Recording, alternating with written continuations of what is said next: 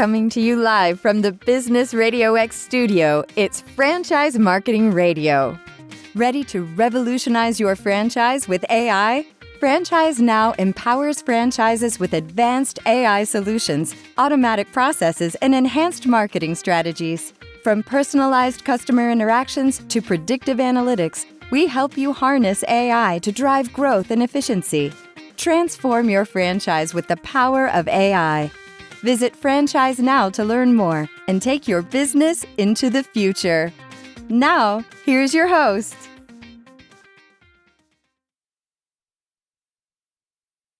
Welcome back, everybody, to Franchise Marketing Radio, where we connect with the most innovative minds shaping the future of franchising.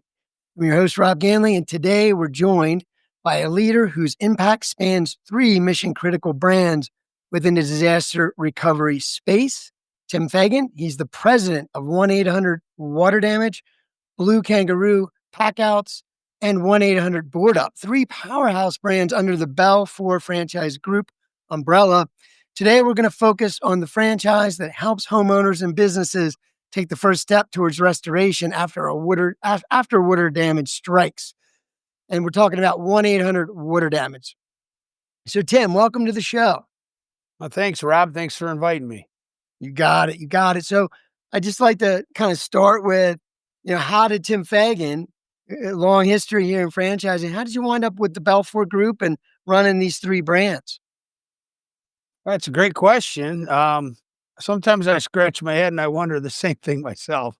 Actually, when I went to college as a college wrestler, and that basically, that was your world for a long time. I wrestled at University of Michigan and was captain and most valuable wrestler my senior year. And after you get done, you don't go pro. It's like, well, what do I do now? And my degree was in teaching, and I kind of wanted to work with kids. My dad was a football coach and a teacher, and I kind of wanted to fall in his footsteps. But there weren't a lot of teaching jobs, so a lot of wrestlers get involved in law enforcement because you kind of get paid for wrestling, and it's interesting, and no 2 days are the same. And so I went into law enforcement. I became a sheriff deputy in Washington County, got sent to the police academy. I just realized, that if you could touch some people's lives earlier, you could maybe save them from some of the ill effects of the world. And I really wanted to work with kids. I coached throughout the time I was there at Washington County. I coached high school football and then wrestling.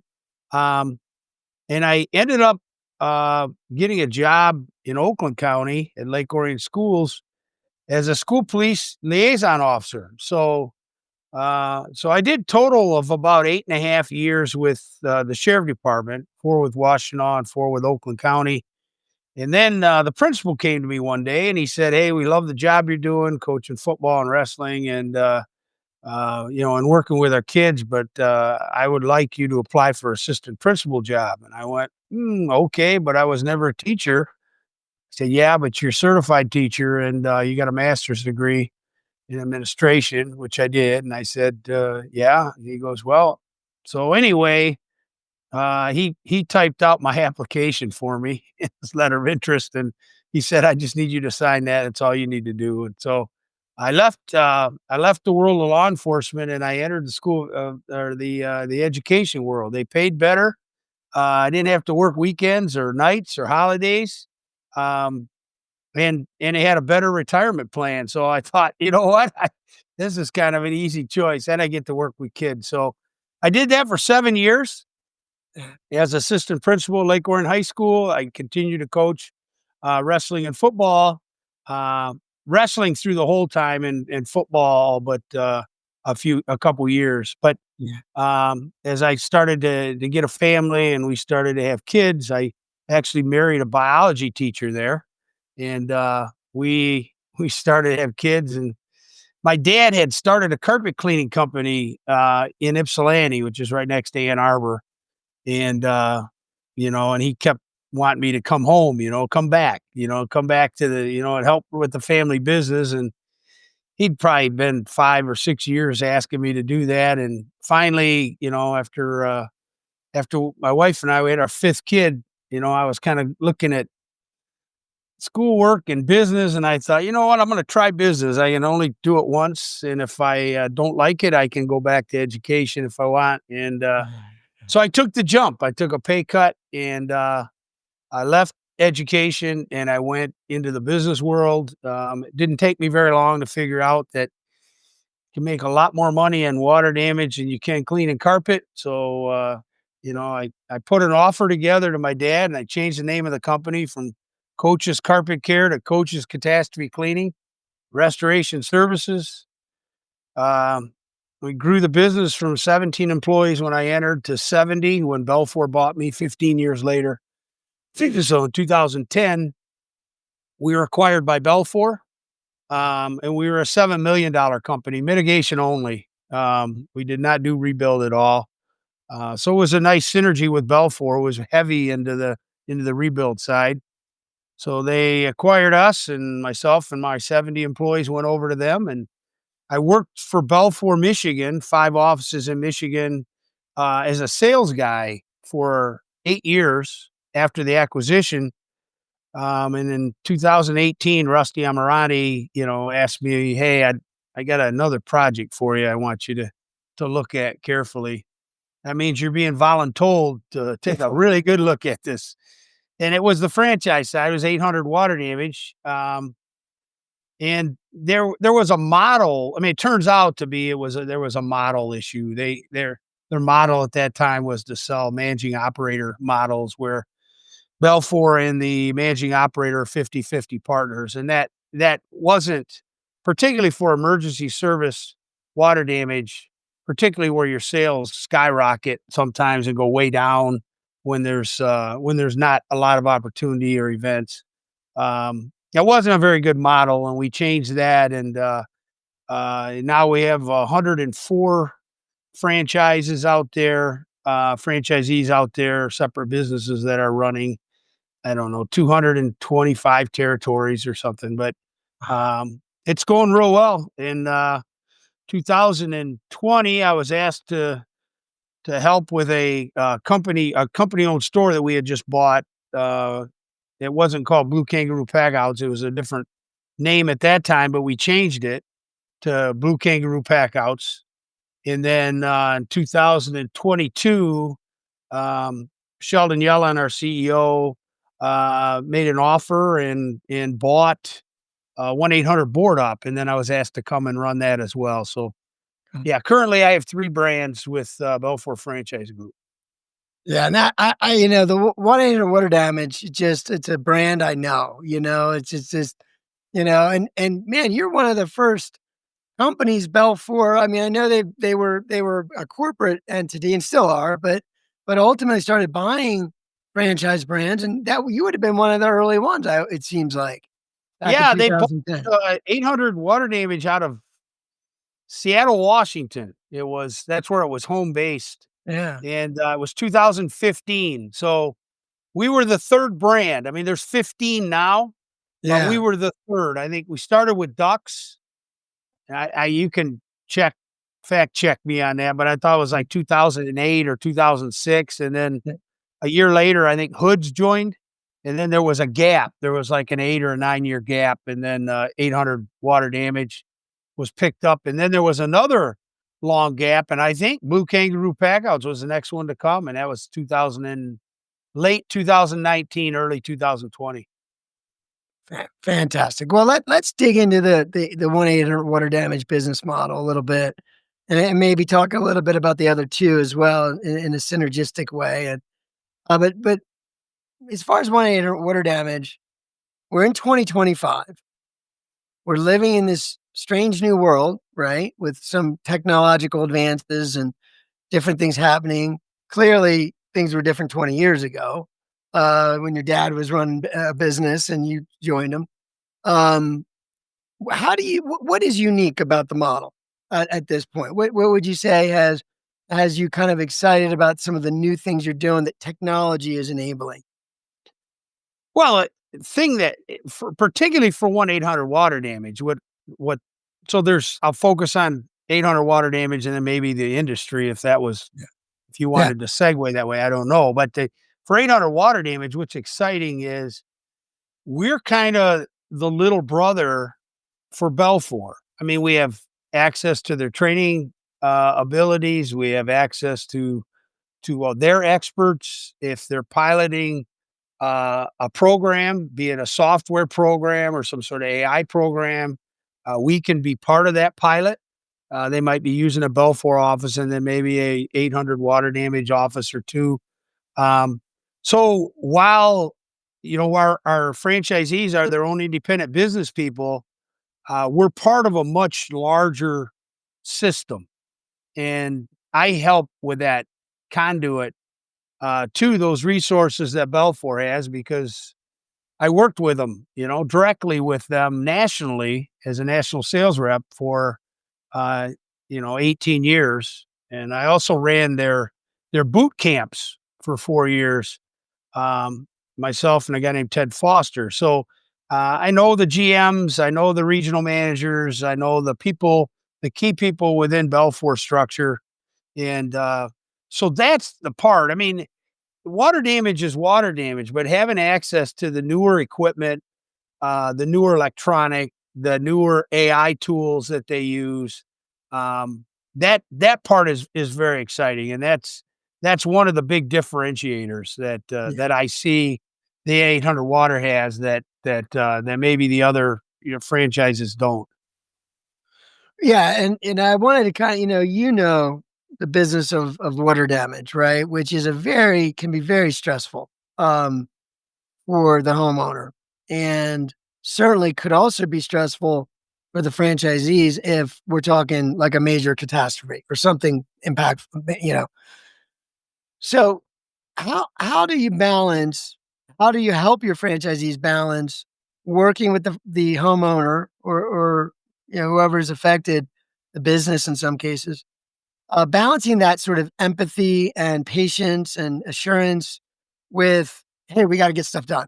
We're running this thing like the military. We gotta, so like, how do you balance that? And does technology play a role in helping with that?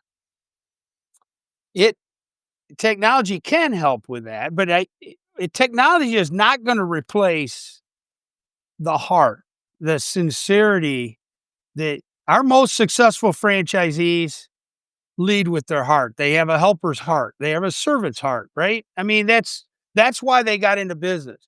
I mean, there's a lot of other parts of restoration you can get into, but there's only one tip of the spear. And 1-800 water damage is there at the tip of the spear, as are other mitigation companies. The emergency mitigation are typically the people that get the first call. So are your 1-800 board up people are the ones that get the first call. So that technology is not going to replace that concerned person that comes out and sincerely cares about, is everybody okay? Did anybody get hurt? Did all your pets get out? I mean, that life and safety is absolutely at the foremost of their thoughts. And then, okay, what's important to you? Well, this is my house and I also have my work in it. This is where I work from. Well, what's important to you at work? Well, my laptop. Well, your laptop's there and it's got soot and water in it. Is there something that we can do to help with that? Because we've been able to restore technology. If we can't, we can pull the data from it, particularly if it's on a hard drive or if we have access to the web where it's stored, and we'll pull that data for you. There's a number of things that we can do to help. But, from a technology perspective, then you talk about writing the estimate and scoping the loss and make sure that there's accurate communication with the adjuster or with the consultant. If it's you talked about big jobs where they have consultants and general adjusters on them. Those are all things that come after the personal touch. And I've been on a number of commercial losses too that they have that same thing. They know if you're there just to sign the job so you can, put another chalk mark up on your wall to say, ha, another $1 million job. Most of them can read through that, and Yeah. we always say that, with both the 800 and the Belfour, it's the relationship before the loss. you're out there working hard, making friends, shaking hands, telling people what you do, telling people what drives you. And it's a passion to serve. And that's our best franchisees, our best Belfour offices, have that passion to serve. And that first and foremost over any technology. Technology can help. And as you know, communication happens in the blink of an eye, where all of a sudden people know about, particularly if it's a large loss or Yeah. there's a number of fire engines or fire rescue people dispatched. They know about that in the blink of an eye, but it's getting out there. There's two parts. The one part is doing the work beforehand, so you're not a stranger to them when you go up and introduce yourself after a loss. But it's the other thing is about the personal touch and making sure that that you're leading with your heart. And I've always found that to be most successful, both in the business I owned and both on and working in the Belfour 800 water side. Yeah. No, I love that. I love that. A lot of brands are that way. Yes, But that's right. marketing is interesting in this space, and I know I've been confronted with it a little bit, serving other brands and things, because most folks aren't ever thinking about you. Maybe they see a truck here or there, right? But That's like right. they're not thinking about you, hopefully ever, right? They don't want to have to think about you. So when it does happen, they're responding, they're reacting, I should say, and they're reaching out. But how do you position marketing for these local businesses? What other strategies do you use to try to be more visible to the community and, so they kind of think of you if something were to happen? I look at it kind of as an analogy of two stories. Maybe the first one would be the analogy of spreading a wide net, being active in the community, being there with the Chamber of Commerce and the different B2B organizations that they have in the community, and being active, participating in worthy events, the hospital fundraisers, etc.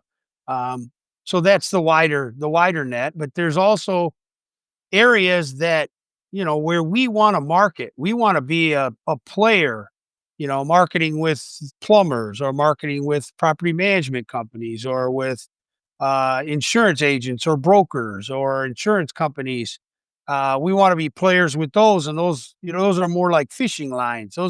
That's not a broad net. That's more like develop relationships, get active, get involved in these organizations, and then develop your relationships once you're inside, and you develop a network of people around you. So there's both sides, and there's no real right answer, but you don't want to pull up and somebody says, I never heard of you and I've never seen you and I don't know anything about you. That makes it hard. It makes it hard for a guy just starting his business, too, because somebody will say, well, who are you? Where 800 water damage has been around since the 1990s, and Belfour's been around since about that time as well. So, these are companies that are well established and have been around a long time. Yeah, which is one reason why franchising can be powerful for someone Yes, who's just getting started, right? At least you got that's that. right. That's right. You But get to start on second base, right? yeah, yeah, You yeah, don't yeah. have to start home all the time. Yeah. That's right, man. That's right. Well, how does then, digital marketing has just been the last 20 years or so, it's just constant, right? Evolution and innovation and new stuff to think about. Where do you guys feel like, these are the key things we got to focus on for these local businesses? Is it like Google in that response to an emergency? People, do they often Google, I would think. But what do you think is the key? Where do you need to be digitally, I guess?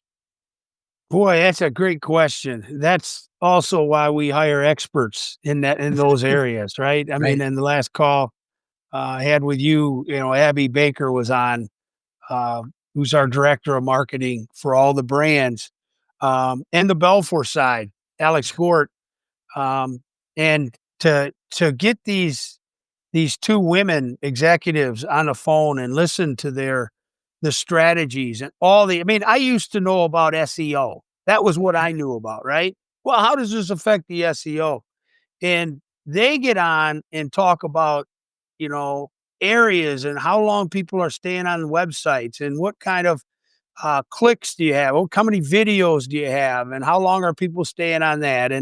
with the wider web that I talked about, or the wider net, you know, what times are you targeting these people? Where are they going to be? How do you know that the people that you're targeting are going to be, watching this kind of media when, when radio and TV used to be it, now it's like there's so many options.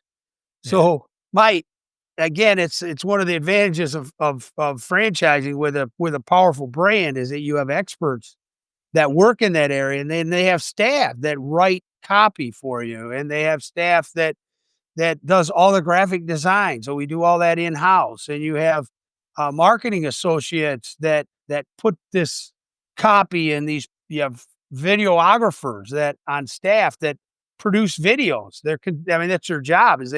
And all you do is ask them, "Hey, can you make a video of this?" And boom, the videos come up, and then the ideas, not the content, but the ideas are often shared between Belfour Franchise Group marketing department and the Belfour marketing department, and they bounce ideas off of each other, and that's where the idea, Rob, that 1 and 1 equals 4 or 1 and 1 equals 5, because Yeah.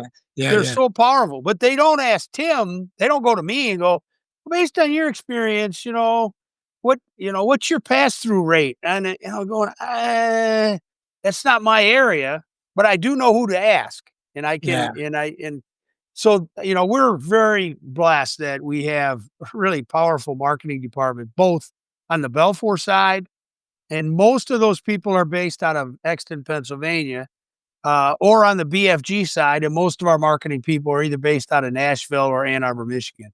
So I don't look long. That's a long answer to your question. Is like I don't know, but I know who does. Yeah, yeah, yeah. Well, and that's the key, right? I mean, the Yes, that's right. franchisee has to focus on running the business. Yes. And there is so much detail to the digital world, and it just keeps coming at us. I hope it simplifies in the future, not gets more complicated. I don't Well, think it we can changes take more every complicated. 6 months. There's new things that change, and Yeah. there's no way that one person can keep track of all of that. No, no. But And the other thing is you want to track your results too, and that's an important part of our marketing department too. Is that we don't want to waste money. We don't want to take money and throw it away. So if you see either Belfour or Belfour Franchise Group marketing pretty heavily in certain areas or arenas or uh, verticals, then there's a pretty good chance that we've got some good data that it's worked for us in the past, and we're yes, we're we're figuring that's a good horse to continue to ride. exactly. And so when I think of marketing, I think, and you kind of, as you've been talking, I was thinking that the storytelling of how you're helping people, right? Is that again, in certain brands, they're about helping people. And so it's not just a product or a service that makes you feel good, but life could be life changing, life saving in some ways. And so I guess reviews or testimonials are a big part. You mentioned videographers.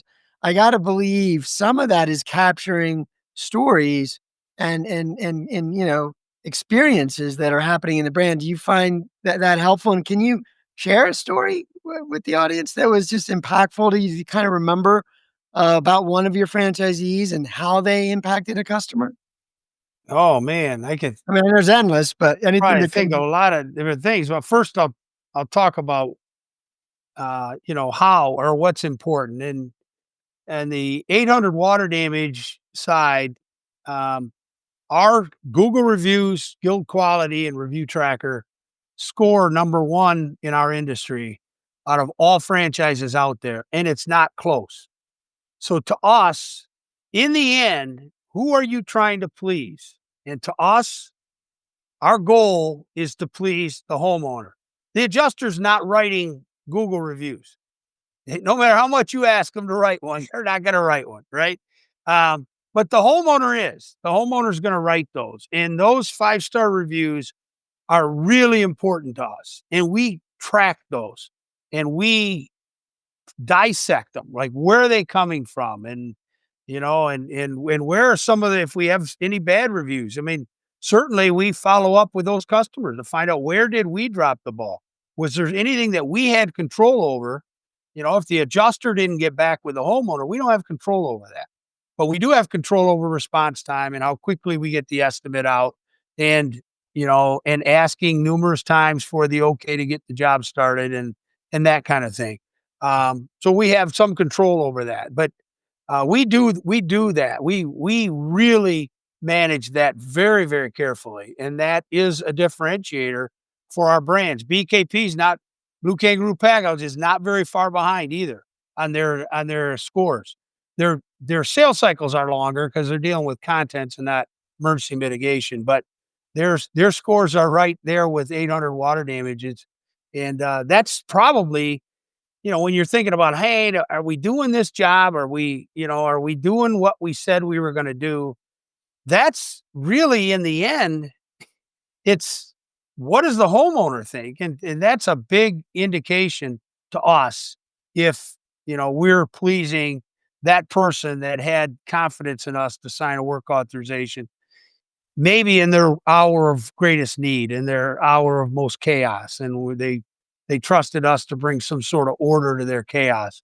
Yeah. And so that part is important. What was the second part of that question again? Well, no, I was one. I mean, I know there's You want a always story. stories. You want a story. Yeah, like, some of these natural disasters, different things that happen in this world. I know you guys are always out there in the mix and making a difference. And I'm just wondering if anything sticks out.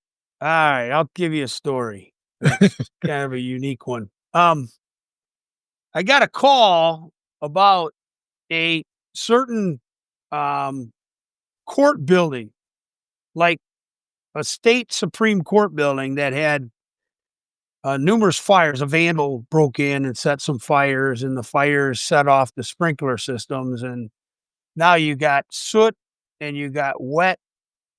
I mean, wet building, but you have, over 100 lawyer offices that fill with lawyers' documents soaking wet. And I was like, oh man, that sounds like a really big job.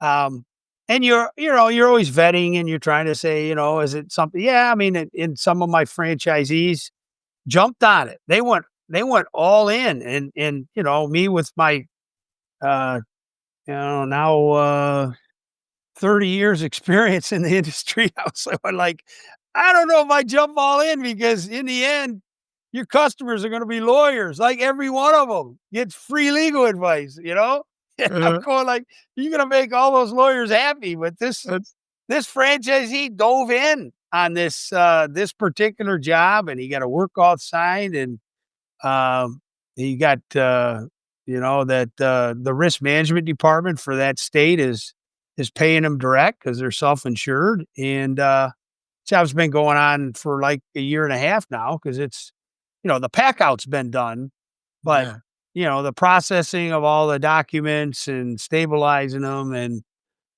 cleaning them and that kind of thing. And then, I think the pack will probably take place sometime this fall, but he did a great job. He communicated really well. He planned his cash really well through the project. When he looked at cash burn, anybody on big jobs knows that you don't want to run out of money, man. If you run out of money on a job, your business is toast. So, he planned out really well, and that the franchisee did just an absolute good job. We supported him, both at the BFG side and also our local Belfour office supported him as well. But, the fact is that at this point, it's not a closed job yet, but a lot of the money's been paid on a several $1 million job. And, it's, again, our job is to create order from chaos. That was certainly chaos, but I looked at who we were working for, not particularly the state, but certainly the clients being the attorneys. I'm going like, I don't know about that one. I don't know about why, but he's done a great job with it, Rob. And I'm really proud of him. He called in another franchisee to help him from the other side of the country who flew in with his team. And between the two of them, they've done a great job with it. So that's kind of a story that sticks out that I don't know that I would have jumped in with enthusiasm like he did. but God bless them and nice job. Yeah. Well, no, I mean that the fact that those types of jobs are out there even, that's pretty interesting. And I know I've heard of some tremendously large jobs as well, depending on the circumstances. But also, like you were alluding to, a great test to the quality of service that you provide. You'd be held accountable by Yeah. folks like that, right? And I didn't tell them don't take it. I mean, I Yeah. don't get me wrong. I didn't say, hey, out if you take it, I'm not supporting you. I said It's a I high would. stakes. Yeah, there's high stakes, and there's certain things that I would write into the contract, and I think he was very coachable. Uh, but I'm really proud because he's the one that pulled it off. I was more the coach. He was the player on the field, Yeah. and when in charge of his side, and he's so far he's performed remarkably, and he kept his regular business running all through this. So Yeah. he's been able to grow his regular business real well in that market as well. Amazing. That's a Yeah. testament to the whole system, right? It Yes. just Yeah, that's wouldn't right. it wouldn't be doable. So tell me about the other 2 brands. You kind of alluded to them a couple times. How does So we'll kinda start with 1-800. Water damage, how do the other 2 brands sort of how does a first of all, does every market tend to have all 3?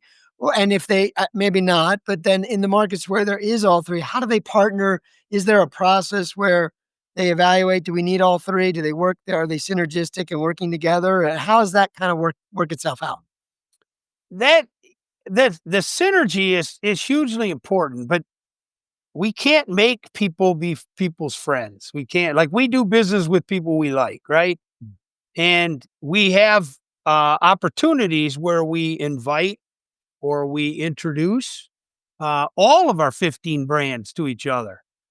We have meetings all over the country regularly. They just had a big one in Indianapolis for all 15 brands to come in and meet each other and shake hands and exchange business cards and talk about, what kind of opportunities there might be for any and all of those brands in those particular markets. So to us, keeping the money in the family is hugely important. That doesn't mean that we don't go elsewhere and market to general contractors and offer services that maybe they don't want to do or that they wouldn't mind outsourcing, or we don't go to an end user and market to them as well.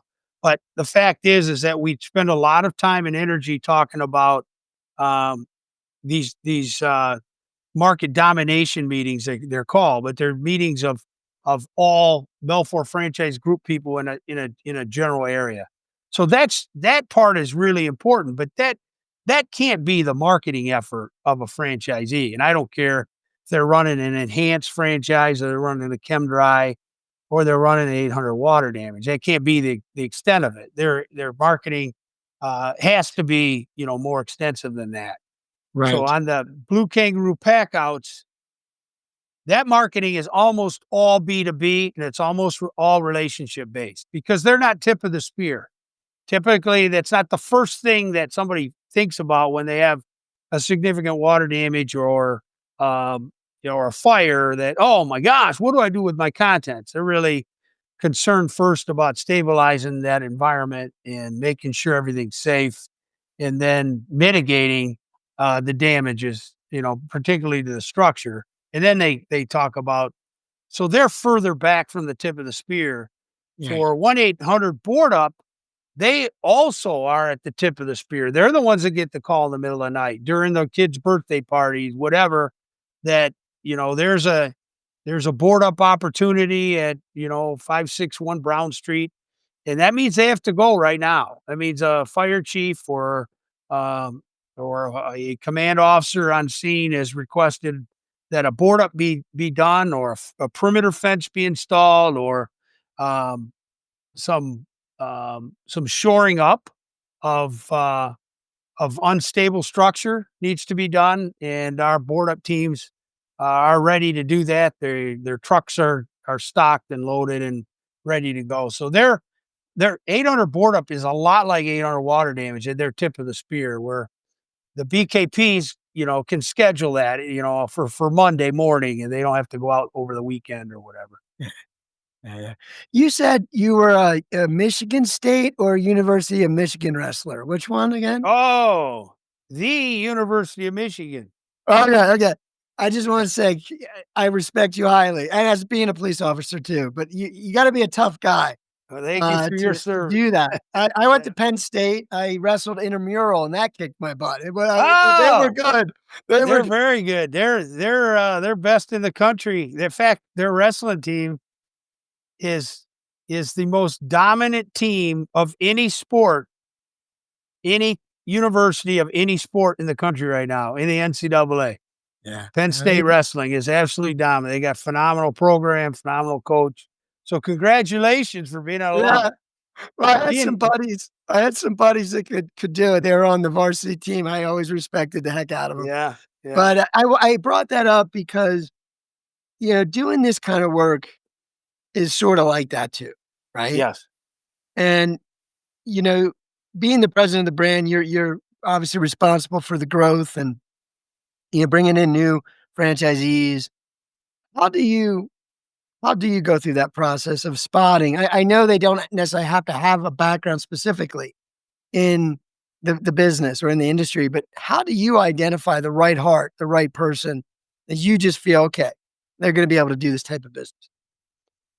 That's a good question. And I've been wrong, Rob. I've been wrong as many times as I've been right. Right? I mean, well, this guy's probably not going to make it, but and so you try to ask the right questions. One is why are they thinking about it? What other brands are you thinking about, and what appeals to you about those other brands? First I want to know what their interest is. So if they start to get kind of deep into the sales funnel, we invite them to Ann Arbor for, we call a meet the team day. Some call it a discovery day, but it's to come and meet the team, because the culture, our culture and their culture need to mix. If we're going into business together, then we need to make sure that our expectations and their expectations are matched.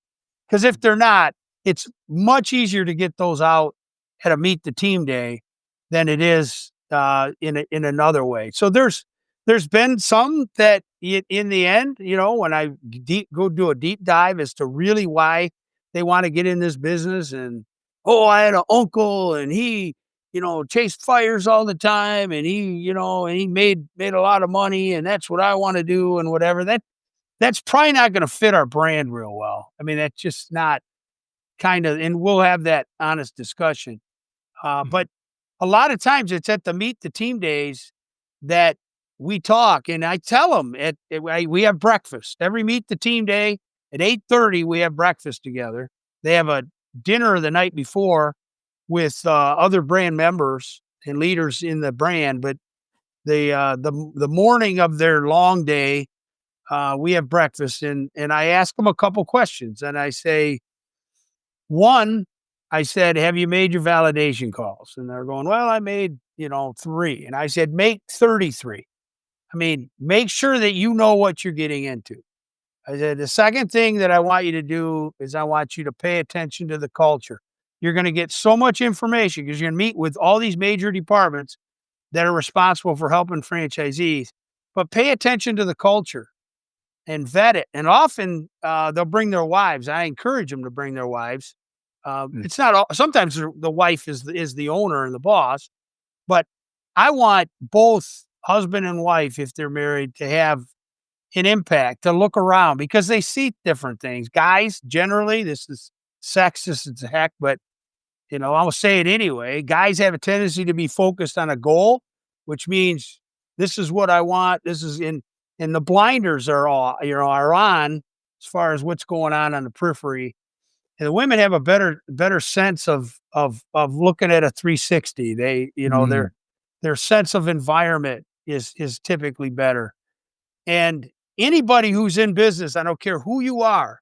My wife was not involved in business. She stayed teaching for a while I got my feet under me.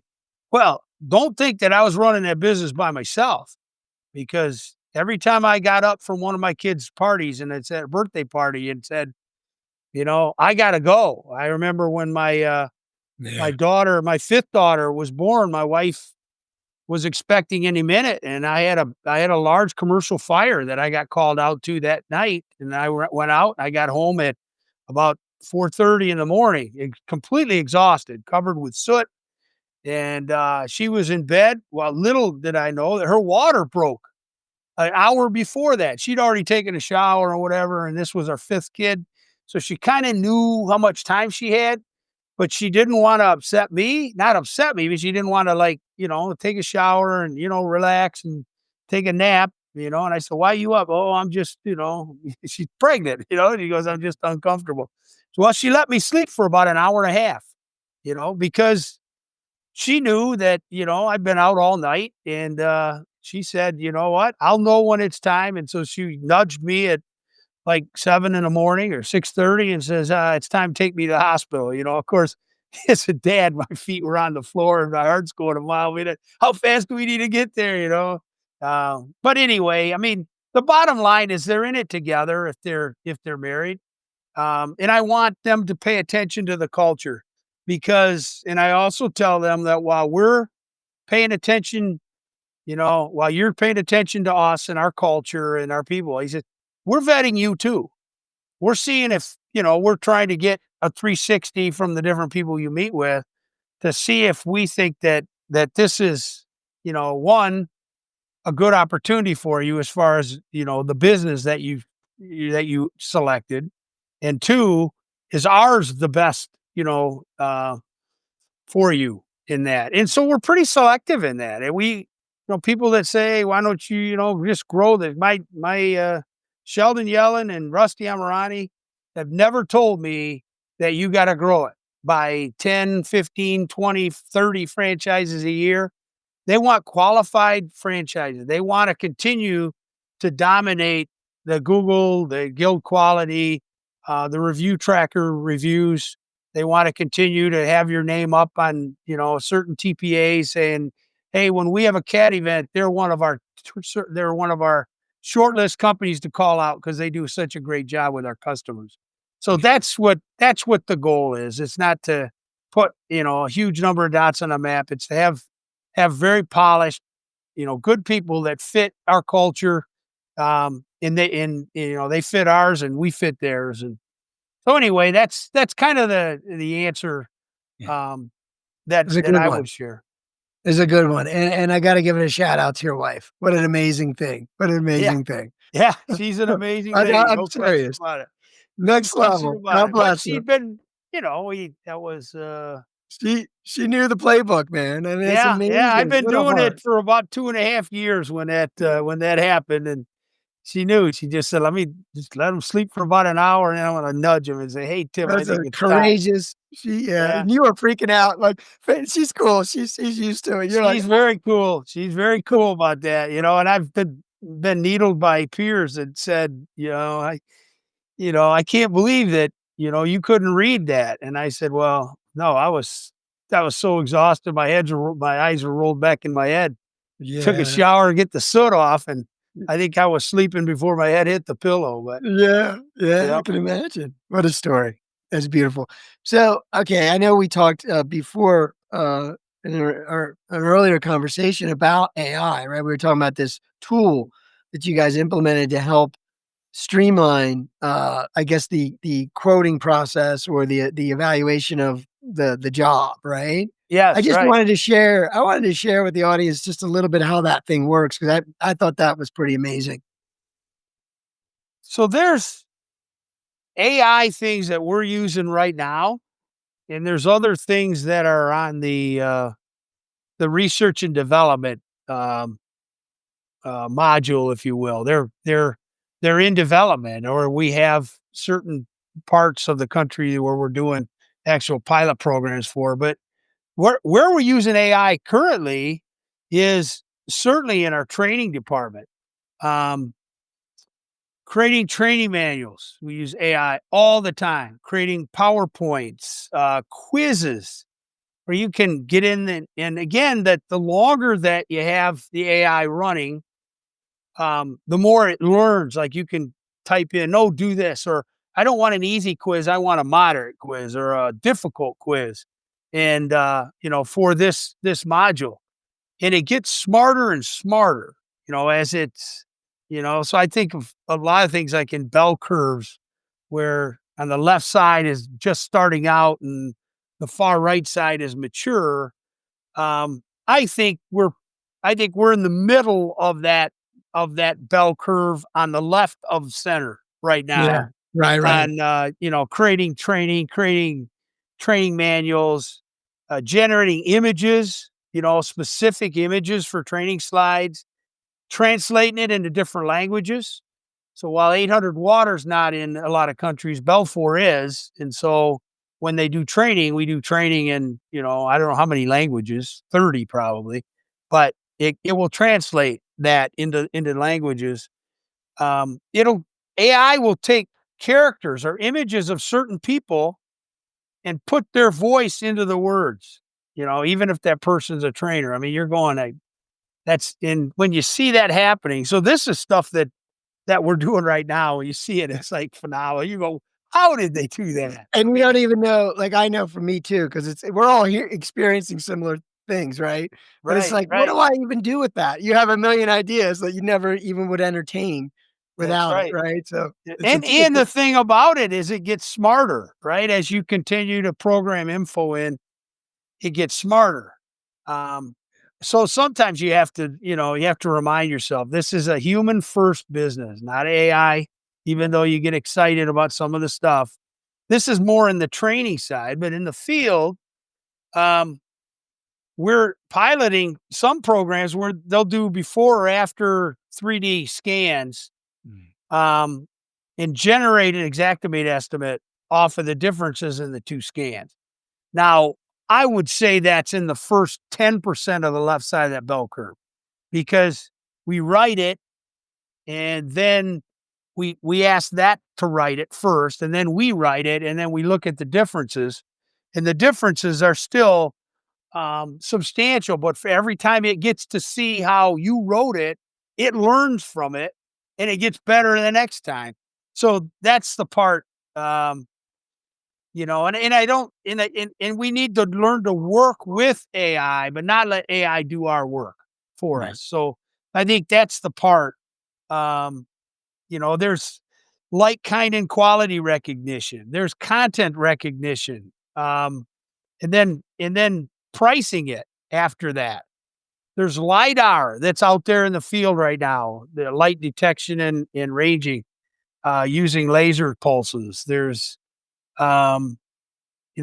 inventory tracking of equipment. How many air movers and dehumidifiers I lost, when I owned the company, coaches. And now, there's AI powered inventory tracking and it can help with routing. So if you're saying I got to pick up this equipment and then I got to take it to another job, if you enter that in, that will help you route it in a most efficient way.